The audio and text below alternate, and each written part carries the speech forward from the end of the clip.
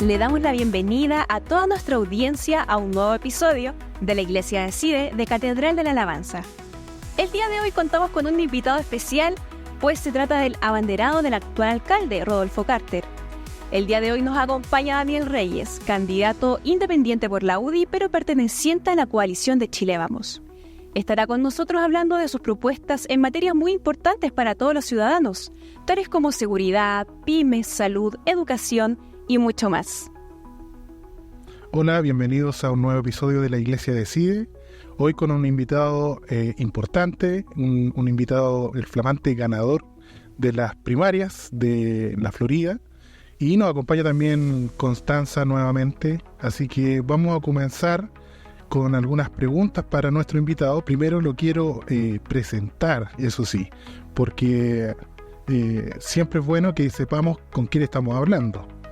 Bien, él es Daniel Reyes. Daniel Reyes estuvo trabajando hasta abril de este año en la Municipalidad de la Florida como administrador, ¿cierto? Sí, como administrador. Así es. Pero creo que esto comenzó hace mucho tiempo antes. 13 años. Bienvenido, Daniel. Muchas gracias, Ray. Muchas gracias, Constanza, por la invitación. 13 años atrás. Así es. 13 años atrás comenzó a trabajar en la comuna, comenzó a vivir en la comuna también, como nos comentaba. Y quisiéramos partir preguntando qué tal, cómo está y qué le parece que lo hayamos invitado acá. Conoció un poco los dominios de... Sí, muy sorprendido por lo que hacen, por supuesto agradecido por la invitación. Creo sumamente relevante que la gente, al tomar la decisión el día 26 y 27 de octubre, sea una decisión informada. Más allá de votar por una persona o no, es importante que voten por el proyecto que represente, por las ideas que tiene esa persona. Por eso creo que cualquier plataforma que pretenda justamente informar, bienvenida, y tenemos que estar disponibles para, obviamente, responder las preguntas y las inquietudes que pueda tener la gente. Perfecto. En general, ¿qué opina del alcalde actual de Rodolfo Carter? Bueno, la verdad que, como tú bien dices, yo llegué a trabajar el año 2011 a la municipalidad justamente con el alcalde Carter cuando él partía su gestión en la municipalidad. Y se lo he dicho, he tenido la oportunidad de decírselo incluso personalmente del gran impacto que él ha tenido en un montón de gente que ha trabajado en la municipalidad, de una forma en cómo hacer las cosas. Por eso yo tengo una alta estima por él, hemos construido incluso una relación de amistad, justamente a la fecha de profunda admiración, y por supuesto que quisiera proyectar lo que él ha hecho en la comuna durante estos 13 años. Creo que se le ha cambiado el rostro justamente a la comuna y la gente así lo ha percibido y por eso mismo lo han respaldado de manera bastante manifiesta, bastante evidente. Lo transformaron en el alcalde con más votos en Chile en la última elección. A pesar de que él entró en un tiempo, digamos, cuando falleció, creo, Sí, él primero fue alcalde justamente en condiciones quizás medias como subrogante, anómalas, entre comillas, obedeció básicamente a la renuncia del alcalde anterior, el alcalde Jorge Gajardo. Claro. Y él en una primera etapa es designado por el Consejo Municipal, justamente el año 2011, y luego ratificado por la ciudadanía en una primera elección en el año 2012, y después sucesivas reelecciones hasta ahora que la ley ya no le permite ir a una nueva reelección. Perfecto. Constanza, bienvenida. Muchas gracias, Raimundo. Bueno, para ir de lleno con esta entrevista, queremos partir primeramente por educación. Sabemos que no solo en la Florida, sino que en nuestro país, la violencia que se ha visto en los colegios, entre alumnos, hacia los profesores, etcétera, ha ido en aumento lamentablemente este tiempo. Entonces, bueno, obviamente la Florida no es la excepción y queríamos saber un poco sus ideas, sus propuestas, en dos sentidos. Primeramente, por el lado de los profesores. Sabemos que últimamente se ha sabido mucho de estos problemas de salud mental, bajos salarios, horarios laborales que son larguísimos y están exhaustos. Eso ha provocado una crisis en la docencia también. Entonces, claro, un poco, ¿qué ofrece usted para ellos? Y en otro sentido, lo que decíamos de los colegios. Hemos sabido que, claro, hay casos como el Colegio San Cristóbal que hasta hace unos meses registró denuncias hacia un inspector que habría abusado de 5 alumnas. Entonces, claro, ¿qué seguridad o en el fondo qué proyectos tiene usted como candidato para los colegios, claro, direccionado hacia alumnos y hacia los profesores? Bueno, te agradezco la pregunta porque efectivamente, como tú bien señalabas, la profunda crisis de seguridad que vive Chile, y desde luego que la Florida no es la excepción a eso, tiene de alguna forma dos líneas de acción. Por supuesto, el respaldo de nuestras policías, pero también un trabajo relevante en el ámbito de la educación. Y sin duda, los colegios tienen un rol sumamente activo. La municipalidad, o más bien digo, la comuna cuenta con 26 establecimientos municipales, y ahí tenemos muchísimo por hacer. Yo te quiero dar un dato bastante relevante que posterior a la pandemia, el nivel de ausentismo escolar que tenemos a nivel nacional es brutal. O sea, tenemos promedios de asistencia inferiores al 80%, que está muy por debajo del mínimo que tú requerirías justamente en el aula, que debería ser del orden del 85%. Eso tiene un impacto gigantesco, no solo por el impacto que tiene el aprendizaje, sino porque tenemos que preguntarnos dónde están esos niños. El nivel de deserción escolar es exactamente lo mismo. Te quiero dar un segundo dato relevante. Aproximadamente el 30% de nuestros jóvenes no desarrollan ningún tipo de actividad extracurricular entre los 14 y los 25 años. Un poco lo conversábamos justamente el rol relevante que tienen las iglesias justamente copando esos espacios de alguna forma que el Estado los ha entregado, donde entre comillas esos niños están a la deriva, muchas veces son de alguna forma fácilmente tentados por justamente la delincuencia, el crimen organizado, el narcotráfico, y nosotros como municipalidad tenemos justamente la obligación de dotar a nuestros establecimientos de una oferta, desde luego académica, pero también extracurricular, justamente que pueda hacer ese acompañamiento respecto de nuestros alumnos, y en particular respecto de los profesores, por supuesto. Ellos están expuestos justamente, son la primera línea justamente de exposición ante la violencia, ante la agresividad, no solo de los alumnos, da harta pena decirlo, pero también de parte de los apoderados. Es altamente probable que los alumnos sean básicamente el reflejo de lo que viven y conviven en sus propias casas. Entonces, por supuesto, no basta, como te decía, cargarles la mochila que ya es pesada respecto a los profesores con una mayor cantidad de horas lectivas, sino que por el contrario, justamente tienes que caminar hacia la capacitación de los profesores, que tengan una cantidad de horas en aula, por supuesto, relevantes, pero que tengan un tiempo disponible suficiente para planificar, para programar, para capacitarse, para cuestiones tan relevantes como el autocuidado, justamente jornadas donde ellos puedan de alguna forma reflexionar, quizás entre sus pares justamente, pero de alguna forma desde el municipio tenemos la obligación de, por supuesto, fortalecer, como te decía, la capacitación, aumentar la cantidad de horas para la programación de las clases, y paralelo justamente trabajar con los alumnos de manera tal que los colegios sean espacios disponibles no solo para los alumnos, sino que también para la comunidad. No es razonable que tengamos de alguna forma una tremenda infraestructura. Yo escuchaba justamente en la historia de la propia iglesia acá, cómo habían partido justamente, y si tenemos una capacidad instalada, en este caso 26 establecimientos, tienen que estar disponibles para la comunidad, ojalá todos los días de la semana, los fines de semana, con horario extendido para que se puedan desarrollar actividades también extraprogramáticas. Creo que es una línea que tenemos que trabajar más allá incluso de nuestras diferencias, empujar justamente en ese objetivo común. Perfecto. Bueno, eso la verdad es que algo que lo habíamos escuchado antes también. Nos interesa mucho saber si concretamente hay cosas ya establecidas. Si no, seguramente va a quedar ahí, pero yo digo, ¿hay algo establecido? ¿Hay algo pensado para eso? A ver, yo creo que si bien se ha pensado, por supuesto, pero te diría que durante los últimos 4 años, básicamente por una contingencia a nivel mundial y desde luego nacional también, probablemente parte importante de los esfuerzos de la municipalidad estuvieron concentrados en otras áreas, en salud, desde luego producto de la pandemia, en seguridad, producto también de la grave crisis que estamos viviendo de seguridad, pero tenemos que ser capaces de empujar esto y que no solo se quede en esta idea. Justamente, como te decía, de dotarle a los colegios de estos espacios va a requerir un esfuerzo, va a requerir tiempo. Esto no se va a hacer de un minuto a otro, por tanto también es importante decirle a los floridanos que esto va a requerir un esfuerzo relevante y va a requerir tiempo. No creo que la gente ni el país esté en condiciones de seguir recibiendo de alguna forma promesas. O sea, yo digo, mientras más grande sea la promesa, por favor, más dude de la persona que tiene enfrente. Acá va a requerir un esfuerzo importante. Claro, porque estas cosas van en consonancia con el tema que viene ahora, que es el de la vivienda, ¿cierto?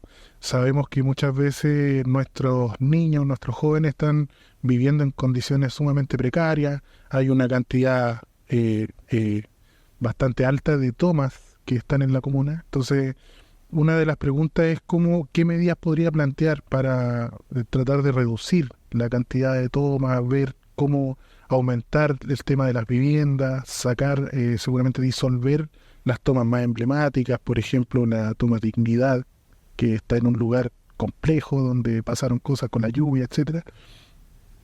No sé si hay algo ahí para aportar. Sí, a ver, la historia de la toma de Dignidad, que es el campamento más grande que tiene la comuna, efectivamente se instaló ahí a partir de enero del año 2020. Gente principalmente de Peñalolén, pero eso es irrelevante, ellos ya están instalados en la Florida, en un sitio que está marcado por la tragedia. Es importante que las personas recuerden que el año 93 hubo un aluvión que sacudió justamente nuestra comuna, donde fallecieron 23 personas en ese mismo lugar. Por eso no podemos olvidarnos de lo que hay detrás de eso. Esas personas hoy están en un sitio, en una zona de exclusión, porque es una zona de riesgo. Hay un riesgo inminente a la integridad física y a la vida de esas personas. Por tanto, lo primero, resguardar esa integridad, el derecho que tienen, por supuesto, a la vivienda, pero créeme que si esas personas no resguardamos el derecho a la vida, malamente podríamos estar pensando en el derecho a la vivienda. Exactamente. Por tanto, muchas veces las autoridades tienen que hacer lo correcto. Y lo correcto pasa, por supuesto, tener una mano acogedora para aquellas personas que tienen una necesidad evidente y real de vivienda, que cumplen con los requisitos, porque tampoco tú puedes olvidar que en la comuna de Florida hay 91 comités de allegados adicionales a este, de personas que de alguna forma han hecho el camino largo. Conseguir una vivienda en Chile toma muchos años. Por tanto, tampoco es justo respecto de esas personas que han hecho este camino largo, justamente que llegue alguien en un hecho fundado en la fuerza, por supuesto quiera saltarse eso. Eso no significa... Podría crear incentivos sin duda a tomar para que le den casa. Tomar a aquellas personas que cumplen con los requisitos, no olvidarse jamás que la política habitacional y la asignación de subsidios no depende de un municipio, sino que depende del Servicio de Vivienda y Urbanismo, el Servio, justamente, y en un trabajo mancomunado con ellos y con el municipio, justamente poder ofrecer una solución habitacional a las personas que cumplen con los requisitos. Pero porque déjame decirte, y la verdad que duele incluso señalarlo, también hay un porcentaje no menor, lamentablemente, de personas que no cumplen con los requisitos, o porque ya tienen una segunda vivienda. Hemos visto incluso casos donde se, entre comillas, venden sitios en tomas irregulares. Entonces, tampoco podemos avalar ni incentivar situaciones como esa. Al invitado anterior le pregunto, perdón, sí, cortito. Al invitado anterior le mencioné yo una toma que está en Departamental, que venden áridos. Tienen un negocio ahí y la gente misma dice, oye, yo estoy postulando hace tanto tiempo para una casa y a estos muchachos llegan y les dan permisos para vender áridos, les dan gas gratis, les dan... yo creo que eso podría crear incentivos perversos, por llamarlo de alguna manera, para gente que no tiene hogar y dice, bueno, mejor en vez de tomar el camino largo, tomo el corto. ¿Cómo? ¿Qué se puede hacer ahí? No, por eso como te señalaba, creo que es súper importante transmitirle y hablarle con la verdad a las personas. Son personas adultas que merecen ser tratadas como adultos. Y eso pasa justamente por señalarle las cosas tal cual son. Primero, nadie va a obtener ahí una vivienda de un día para otro. Este es un proceso que va a requerir tiempo. Segundo, esa asignación de subsidios depende del Servicio de Vivienda y Urbanismo. Y hay personas que derechamente no van a poder acceder a eso porque, como te decía, o están en una situación migratoria irregular, o no cumplen con los requisitos, o incluso ya tienen una vivienda. También hemos visto casos como ese. Y respecto a aquellas personas que cumplen, por supuesto, la municipalidad tiene el deber de acompañarlos en ese proceso, pero respecto del resto, acá no se trata de simplemente actuar de una manera como han querido instalar, muchas veces incluso inhumana, por el contrario, pero sí es hacer cumplir la ley. Lamentablemente, a comienzo de año vimos como un incendio le arrebató la vida a 137 personas en Viña del Mar. ¿Se acuerdan ustedes, no? Porque justamente no existió una autoridad capaz de hacer cumplir la ley, ni más ni menos que la ley. Y en el caso de los inmigrantes que no pueden acceder a subsidios, ¿qué hay de ellos? Mira, duele decirlo, pero les reitero, no pueden estar en ese lugar. Una persona que está en una zona de riesgo, donde el riesgo, como te decía, es justamente la integridad física y la vida de esa persona. El deber de la autoridad es hacer cumplir la ley. Porque cuando el día de mañana, ni Dios lo quiera, o hay un incendio, o hay un aluvión, y esa persona fallezca, la responsabilidad va a ser de las autoridades que no hicieron cumplir el mandato legal.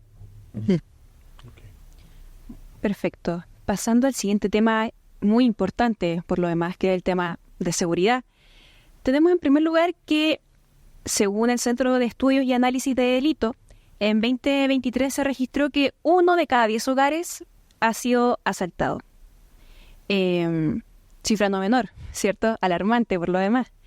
En este caso, Y para el caso de la Florida, ¿qué propuestas podemos obtener de usted, no sé, en cosas como dotación de carabineros, seguridad municipal, luminarias, cámaras, en el fondo métodos que combatan estos índices tan alarmantes? Mira, en materia de seguridad, como te decía al comienzo, estamos viviendo una crisis muy profunda a nivel nacional y por supuesto que, como te decía, la Florida no es la excepción, no solo desde el punto de vista de la victimización, el dato que tú dabas es justamente de victimización, sino que también desde la percepción de la inseguridad. Y los municipios, por supuesto, tienen un rol relevante. Con una mirada, y eso es lo que proponemos nosotros, una mirada integral respecto al concepto de seguridad. Por ejemplo, tú hablabas de la dotación de carabineros. Es cierto, la dotación de carabineros no depende de un municipio, pero el municipio sí tiene la obligación de levantar esas voces de alerta cuando, por ejemplo, hacer las tratativas, digamos. Justamente, como cuando, por ejemplo, se decide implementar un plan como Calle Sin Violencia y tú percibes o la verdad que tienes conocimiento de que de alguna forma te sacan dotación de una comuna para reforzar otra. Eso el municipio tiene el deber, como tú bien decías, de levantar esa bandera. Pero respecto del concepto integral de la seguridad, por supuesto que tenemos una tarea importante que hacer. Como tú bien decías, fortalecer el trabajo de seguridad ciudadana, fortalecer la recuperación del espacio público a través justamente del mejoramiento de la iluminación, de las áreas verdes, de la limpieza, del ornato de la comuna. Una comuna, esto es una pregunta bastante evidente, pero un delincuente probablemente ante una calle oscura, sucia, versus una calle ordenada, limpia, ¿cuál va a preferir? Evidente que va a preferir la calle que está en una situación de abandono. Y ese es un rol activo que tienen los municipios. Y eso nosotros lo hemos hecho, lo vamos a seguir fortaleciendo, por supuesto, pero de una manera integral también. Mucho se ha hablado, por ejemplo, acá de cámaras, pórticos lectores de patente, pero ahí va a requerir necesariamente integrar distintos sistemas de seguridad. Si tú tienes pórticos lectores de patente, por ejemplo, y si no eres capaz de integrarlo con la base de datos del servicio en cargo de búsqueda de vehículos de carabineros, eso no tiene ningún efecto práctico. Por tanto, como tú bien señalabas acá, desde el punto de vista de la municipalidad, en términos concretos, seguir fortaleciendo seguridad ciudadana, aumentando su votación, robusteciéndolo y entregándole herramientas de seguridad también para ellos. Ellos no tienen atribuciones legales incluso para exigir el carnet de identidad y muchas veces se ven expuestos a situaciones de alto riesgo. Por tanto, el municipio tiene, insisto, la obligación de dotarlos de herramientas de seguridad. En segundo lugar, y creo lo más relevante justamente, es la recuperación del espacio público, la iluminación, la limpieza, la generación de espacios justamente para que las personas puedan desarrollar distintos tipos de actividades culturales, deportivas, artísticas. Es la única manera, de alguna forma, que le vayamos ganando el espacio justamente al crimen organizado y al narcotráfico. En eso estamos trabajando y, por supuesto, queremos seguir profundizándolo. Claro, usted dice que también, bueno, lo dijo al principio, usted busca ser un poco el continuador de los proyectos de Carter. En este sentido, el verano pasado salió muy a la luz pública el tema del batallón, también llamado batallón de Carter, ¿cierto? Se destinaron 1 millonada, si no me equivoco, 1.000 millones para este proyecto y a día de hoy creo que no ha capacitado o no ha reclutado, mejor dicho, a las 100 personas que iban a integrar este batallón. ¿Qué opina de estas propuestas? ¿Pretende seguir? ¿Le parecen bien? ¿Cree que a lo mejor, y que fue una crítica que se hizo en su momento, que era más bien como una idea más comunicacional que operativa? Sí, mira, esa crítica, ha sido bastante recurrente justamente de parte de un sector político respecto de las políticas públicas que se han desarrollado justamente en la comuna. Recuerdo justamente se dijo algo parecido por parte del subsecretario del Interior a propósito de la demolición de las casas asociadas a narcotráfico y vimos que después de un par de semanas fue replicada exactamente la misma estrategia por parte del gobierno y lo han hecho hasta el día de hoy. Y respecto al batallón, es una idea que yo comparto, por supuesto la impulsamos junto con el alcalde. En algún minuto establecimos criterios bastante exigentes, como tú bien lo decías, eran personas que tenían algún tipo de formación, asociadas en las Fuerzas Armadas o de orden, y en ese proceso ha costado muchísimo efectivamente el proceso de reclutamiento.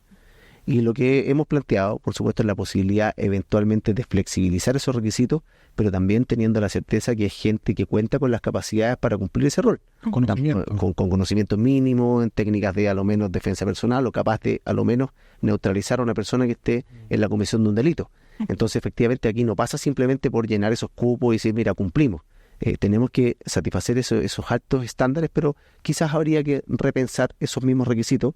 Esto es una cuestión que incluso en términos personales lo conversaba incluso con el propio alcalde de poder justamente hacer ciertos ajustes, porque nadie ha dicho y nadie podría creerlo porque sería no solo de una soberbia infinita, sino que también incluso algo ingenuo, creer que se han hecho todas las cosas bien. Por supuesto, siempre hay espacio para la mejora y seguir creciendo. Perfecto. Bueno, la seguridad es sabido que es una de las mayores, no, en verdad es la mayor preocupación de los chilenos. En este sentido, hay otras temáticas asociadas como el narcotráfico.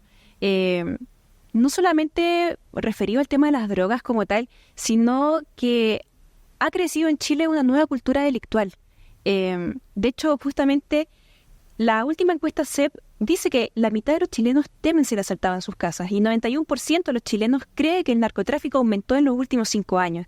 Entonces, al final, usted, candidato, ¿qué propone como nuevas herramientas para combatir y frenar esta nueva conducta delictiva y al final proporcionar un poco más de sentido de seguridad a los ciudadanos que, por decirlo cotidianamente, vuelven del trabajo, vuelven del colegio o salen al trabajo, porque ahora ya parece que no saltan solo de noche, sino también de madrugada? Bueno, la verdad que si bien uno incluso lo toma como una situación risible, pero efectivamente los propios delincuentes han ido ajustando sus conductas delictuales y ahora saltan en la mañana. Antes era habitual que era en la noche, pero efectivamente se ha ido instalando una sensación de inseguridad en la comunidad y de abandono en general. Como tú bien dices, esto es una problemática a nivel nacional. Y es muy difícil de alguna forma revertir una sensación que se instala porque se han ido normalizando ciertas cuestiones. Yo la verdad que pongo siempre el mismo ejemplo. En Chile hace 17 años atrás todos nos sacudimos cuando tomamos conocimiento de un crimen horrible. No sé si ustedes se acuerdan de el caso de un joven que fue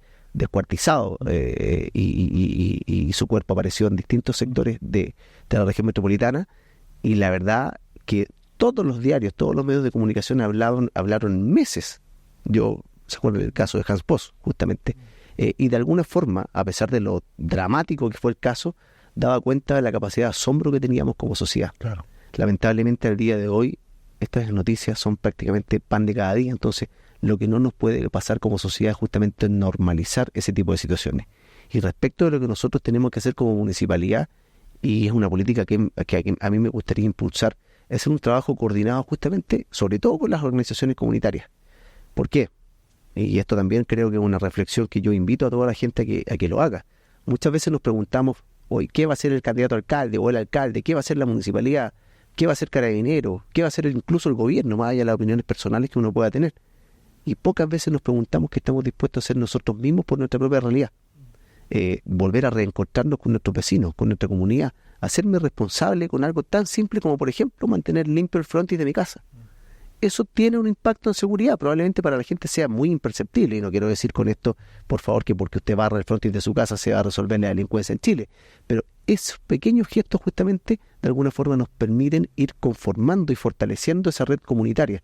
Yo, perdón que me extienda en la respuesta, pero recuerdo perfecto cuando uno era chico, justamente, no sé, salía a hacer con la mamá un trámite y mi mamá le decía a la vecina, voy saliendo, por favor, le podría echar un vistazo a la casa que voy y vengo. Y eso es seguridad también. Claro. Y eso es seguridad. Entonces, creo que los municipios tenemos un rol justamente relevante de fortalecer las organizaciones comunitarias, los grupos intermedios en general. Uh-huh. El problema es que culturalmente el Estado ha tomado un rol un poco paternalista. Así es. Entonces, la gente que ha crecido con estos últimos gobiernos tiende a creer que todo lo tiene que hacer el gobierno. Entonces, es complicado llegar a ese punto sin reeducar seguramente a la gente con respecto a la libertad, con respecto a lo que antes se hablaba en Chile, que ahora ya no se habla mucho, pero son temas culturales. Entonces, me pasa a mí de repente que yo converso con vecinos y vecinos dicen va a llegar el momento en que vamos a tener que armarnos. O sea, yo lo miro y le digo, y me dice, ¿por qué en Estados Unidos las casas no tienen reja? Esa fue una de las preguntas que me hizo un vecino. Y yo le dije, ¿por qué hay armas? Entonces, claro, uno dice, a ver, está este tramo largo de acá y este otro péndulo por acá, ¿qué hago? ¿Me quedo como un ciudadano tranquilo, normal, común, que le hablo a mi vecino de que cuide mi casa, yo barro mi vereda, todo, o me compro un arma y la inscribo? Es complejo el tema, no sé si me entiende. Entonces, ¿cómo nos movemos dentro de ese aspecto? Mira, esa reflexión, incluso harto más de fondo, yo la hice al minuto de tomar incluso la decisión de ser candidato. Yo nunca había sido candidato absolutamente a nada, Dios me puso este desafío por delante y si Dios quiere me convertiré en alcalde de la Florida, pero justamente pasa también por salir de esa zona de confort. Como tú bien decías, muchas veces acá hubo un grupo de, perdón, concepto, pero de iluminados que nos dijeron, no, que ustedes no saben cómo se hace, acá el Estado les va a resolver todos los problemas. Y muchas veces quizás gente joven, más joven que uno, por supuesto, nos quedábamos solamente en la crítica. No, es que estos políticos nos dicen esto, que quieren hacer que hagamos esto, pero pocas veces estábamos dispuestos a salir de esa zona de confort y tomar o asumir responsabilidades. Yo esta reflexión la hice durante harto tiempo antes de tomar la decisión y dije, bueno, en realidad no basta con que yo me quede justamente en la crítica. Voy a salir de la crítica y voy a tratar de revertir esa realidad que tú planteas con bastante nitidez, porque yo la comparto, la suscribo plenamente, y va a ser particularmente difícil porque los cambios culturales toman décadas muchas veces. Sí. Entonces va a ser particularmente difícil desde el punto de vista que cada uno de nosotros va a tener que también ser responsable justamente de tu propio destino de alguna forma. O sea, aquí no va a venir ninguna mano mágica, ni un político, ni el Estado, ni de nadie que te va a resolver los problemas. Va a requerir un esfuerzo y va a tener un costo. Va a tener un costo altísimo. Exacto. Incluso justamente en el combate de la delincuencia va a tener incluso un costo de vidas. O sea, cuando te enfrentas al delincuente, van a haber víctimas. Y eso, lamentablemente, por no haber tomado quizás decisiones oportunas, estamos en una situación crítica y que podría ser mucho más crítica. Por tanto, el momento es ahora. Bien. Podríamos estar hablando todo Así es. todo el programa sobre seguridad, porque es un tema realmente que nos atañe. Pero pasemos a salud. Acá hay varias preguntas, pero voy a tomar la más importante. Dice, la Florida cuenta con 9 CESFAM, con capacidad aproximadamente para 30.000 personas cada uno, esto según los datos del INE anuales, y se proyecta una población de 407.000 personas para el 2024, que ya estamos. No digo que todos van a ocupar el CESFAM, pero supongamos que la mitad de esa gente necesite el CESFAM. ¿Hay alguna propuesta ahí? ¿Hay algo...? Sí, mira, como tú bien dices, veo que estás bastante informado por lo demás. Efectivamente, la comuna cuenta con 9 CESFAM. Si bien tenemos 408.000 habitantes, existen 320.000 inscritos. Ok. Lógicamente, como tú bien lo señalabas, no es que todas las personas se atiendan ni el mismo día, ni mucho menos, pero efectivamente requiere, por ejemplo, aumentar nuestra cobertura. Cuando se diseña un centro de salud familiar, un CESFAM, justamente se proyectan con una cantidad promedio de usuarios de 30.000. Por tanto, matemática simple, si tenemos 9, tenemos 270.000. Por tanto, necesitamos necesariamente aumentar nuestra cobertura. Y también reponer a aquellos que han cumplido con su vida útil. Y ahí hay un tema bastante de fondo. Yo, quizás porque he estado tantos años asociado, vinculado a la gestión pública, son temas que me interesan bastante. La obligación que va a tener el Estado de Chile de replantearse incluso los diseños de esta infraestructura. Porque tú comprenderás, por ejemplo, si desarrollas o repones el CESFAM de los Quillay, justamente que abarca una zona importante en el poniente de nuestra comuna, tú lo harías y al día 1 tú te quedarías chico. Porque en ese sector se atiende mucho más gente. Entonces necesariamente te obliga probablemente a replantearte las políticas públicas, los diseños que hay en torno a esto. Desde el municipio, por supuesto que tenemos la obligación de contribuir al desarrollo y al aumento de la cobertura, porque los CESFAM son construidos justamente con recursos del gobierno central. Pero, por ejemplo, disponibilizar terrenos para la reposición, por ejemplo, de los Quillay, un tema sumamente importante, y sé que nos escucha mucha gente de los Quillay, los navíos del sector poniente, justamente. Lo importante es justamente que trabajemos en la reposición de ese CESFAM, pero que sea capaz de abarcar una población mucho mayor. Tenemos una población altamente envejecida también, por tanto justamente tenemos que favorecer el acceso a la salud. Perfecto. Bueno, y por último, nuestra última sección es el tema de las pymes, todos los emprendedores de la comuna de La Florida que tratan de surgir. Y bueno... Y que muchos vienen acá a la iglesia también. También. De hecho, Raimundo es uno de ellos, es un emprendedor. Sí. Bueno, muy preciso, candidato, preguntarle cuáles son sus medidas para fortalecer todas estas pymes que intentan surgir, ¿cierto? Y también la formalización de las pymes. ¿Por qué? Porque sabemos que todo el problema de los toldos azules ha sido un problema para el espacio público, y también porque, claro, creo que son personas que no pagan IVA o impuestos, en fin, pero apuntando justamente... Competencia desleal. Claro. Entonces, al final, ¿qué propone usted, candidato, para las pymes, para que se formalicen, para que crezcan? para que no sea algo quizás algo que lo haga sufrir tanto los chilenos. Mira, conozco en primerísima persona lo difícil que es emprender. Vengo de una familia comerciante. Sé lo que significa pagar las imposiciones, que si las pagas por PREIRED tienes hasta el 13 del mes siguiente, o pagar el IVA, o pagar las remuneraciones o el PPM. En ese tiempo era básicamente con cheque, entonces yo recuerdo todos los domingos estar viendo los cheques que vencían con mi papá en la semana A siguiente. mí personalmente me gusta que un político sepa esas cosas. Entonces de verdad que convivía con eso, teníamos que hacer las papeletas de depósito porque había que ver qué es lo que se cubría, qué es lo que no. Entonces conozco muy bien lo complejo que es, pero también lo significativo que resulta. Gracias a ese esfuerzo familiar que había en ese negocio, yo pude ir a la universidad, pude convertirme en la primera generación universitaria de mi familia. Entonces comprendo y entiendo bastante bien el tema de las pymes y sé, por ejemplo, la alta tasa de fracaso que existe en cualquier emprendimiento. Y tú decías un tema que es sumamente relevante, sobre todo ahora con la proliferación de las redes sociales, con la informalidad. No solo porque esas personas se encuentran también en una situación desmejorada, por ejemplo, desde el punto de vista de su seguridad social, no tienen cotizaciones, no tienen previsión, sino que también respecto a lo que planteabas tú, justamente, Raimundo, de la competencia desleal. Porque un emprendedor que paga su patente municipal, que paga el IVA, que paga las cotizaciones de sus trabajadores, está en una condición absolutamente desmejorada cuando tiene que competir, por ejemplo, con el comercio ambulante, que no paga nada de eso. No estoy diciendo con esto, por favor, que en algunos casos calificados puede existir una problemática social. Cuando tú, por ejemplo, ves a un adulto mayor que está vendiendo parche curita en una esquina, voy a exagerar quizás el ejemplo, evidentemente hay un problema de carácter social y la municipalidad tiene la obligación de acoger a esa persona. Pero eso no significa que tú justamente tengas que avalar y amparar justamente, por ejemplo, a verdaderas microempresas que llegan con camiones, depositan sus productos, de repente artículos de aseo, los venden y justamente perjudican el comercio local. Por tanto, es sumamente relevante que a través del municipio, de nuestra corporación de fomento, propiciemos la formalización a través de acompañamiento. Incluso hay gente que ni siquiera sabe. O sea, me ha tocado entrevistarme con algunas personas y me dicen, no, es que yo no sabía que tenía que hacer mi iniciación de actividades, no sabía que tenía que dar boleta por esto. Entonces, no digo que también hay algo de educación. También hay algo justamente de educación. Entonces, hacer ese acompañamiento en la formalización desde el punto de vista jurídico, desde el punto de vista tributario, capacitarlos, por ejemplo, en manejo de marketing digital.